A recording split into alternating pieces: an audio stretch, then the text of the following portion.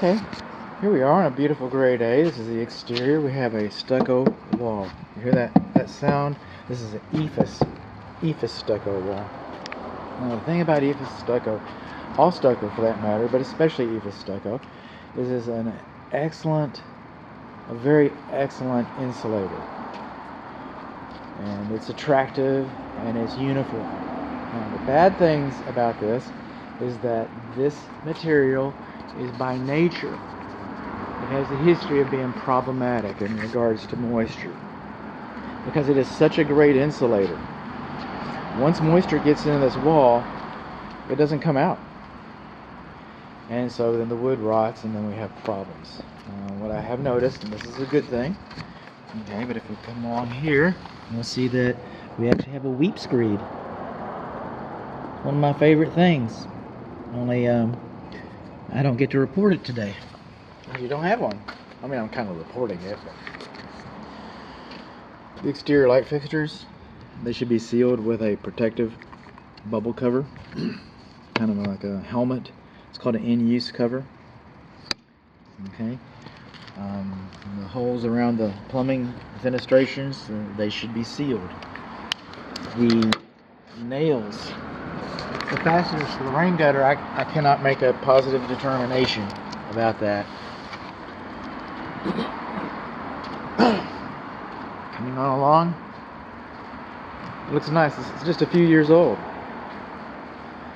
And what we have here is a great beam wall, and then the stucco.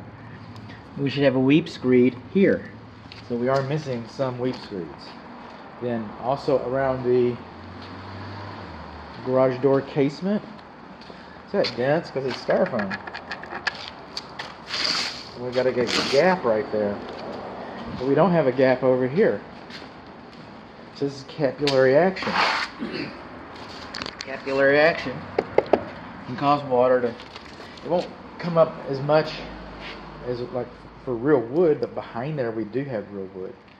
So the water stays around the stucco, the EFFS, stays around that, it gets sucked up into the wood and causes wood rot. This whole corner right here is a problem.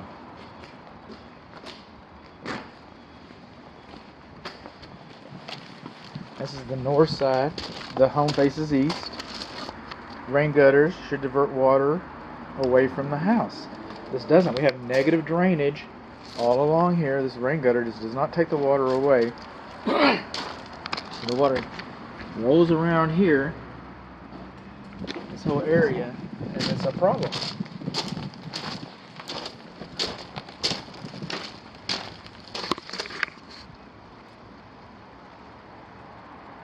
I'm not seeing cracks.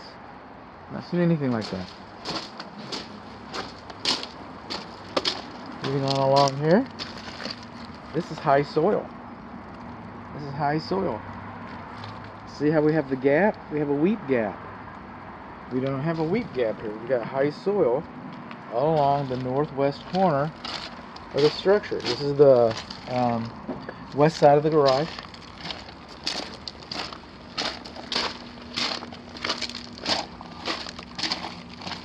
Some kind of a plug. This is probably, yeah, some kind of a plumbing plug or a pest control plug.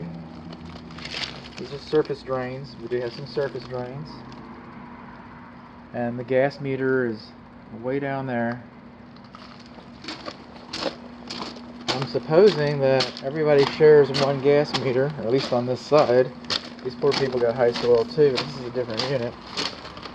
This is where the gas enters the structure. I'm supposing it's the only gas entrance that I've seen. This is interesting because this is a water heater discharge. I haven't seen one over here, so let's go take another look.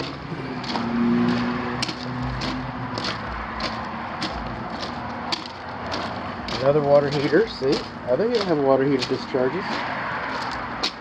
Okay, we have a series of gas meters over here. I don't have a key.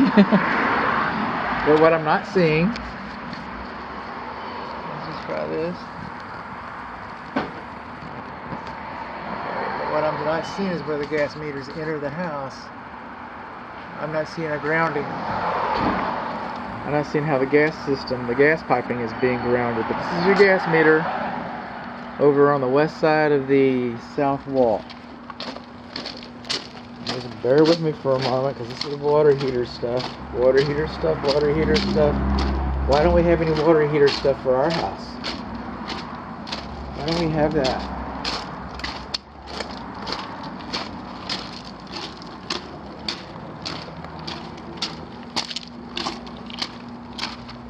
What's that about? Also, what's this about? See this piping right here? That's your secondary drain line, I hope. I hope that's not for the water heater. It's your secondary drain line for the air conditioning system, and it's supposed to discharge into an obvious location. I guess your neighbor's yard would be a obvious location, but that's not the way it's supposed to work. It's supposed to discharge over a window, so when you look out the window and you see the water coming down, you know you've got an issue. These windows, this is the top floor, parent bedroom if you will, but you're going to have to be over here looking out that way to see it.